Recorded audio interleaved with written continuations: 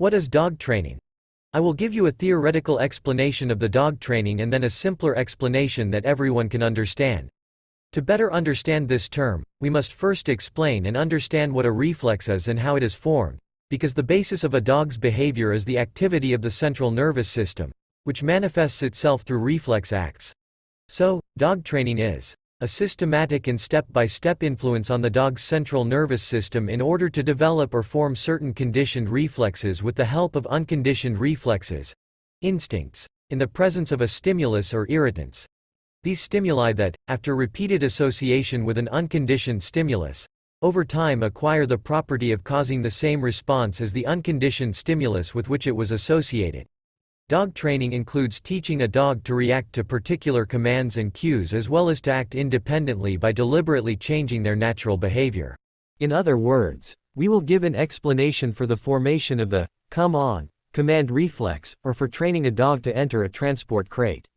We will use a conditioned stimulus, a verbal command, come, and a specific gesture that we will use each time for this command, which should be followed by an unconditioned stimulus, food, tugging on a leash, affection. In the case of the crate we will use any command. It is important to use it every time. I use the command, forward, along with a finger gesture in the direction of the crate. Thus, any reflex must go through the following stages. 1. Dog receptors perceive information visually, in the case of gestures, and auditorily, in the case of the verbal stimulus, come, which enters the reflex center, with the help of sensitive neurons. 2. The reflex center, analyzing information and connecting it with previous experience, which of course, was positive and the dog received a reward to its liking, gives a command to the motor neurons to perform certain actions. In our case the dog moves towards us, or goes into the crate. 3. It is very important that the dog is rewarded as soon as he has completed the actions we need. And we must not forget about the systematic and gradual impact on the dog's central nervous system. We haven't been going to 12th grade since the first day. We do not ask the dog to do something that he has not yet learned. The first experiences of forming a reflex in a dog should be positive. That is why it is strictly forbidden to click or use force to force the dog to perform this or that exercise. The same reflex arc rule applies in the opposite direction. As they say, a double-edged sword. More precisely, we give the dog the command to enter the crate. After this, we force the dog to enter it. The dog develops a negative association with the crate, and the next time he sees the crate, he will avoid it, not to mention want to enter it.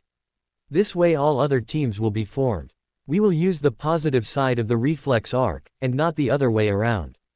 Remember, conditioned reflexes are formed only when the dog is sufficiently excitable. For example, when developing conditioned reflexes to food, the formation of reflexes is carried out under conditions of increased excitability of the food center. The dog must be hungry. Under other conditions, conditioned reflexes are either not formed at all, or are formed slowly and with difficulty. We don't give the dog food in a bowl and then take him out for training. The results will be close to zero.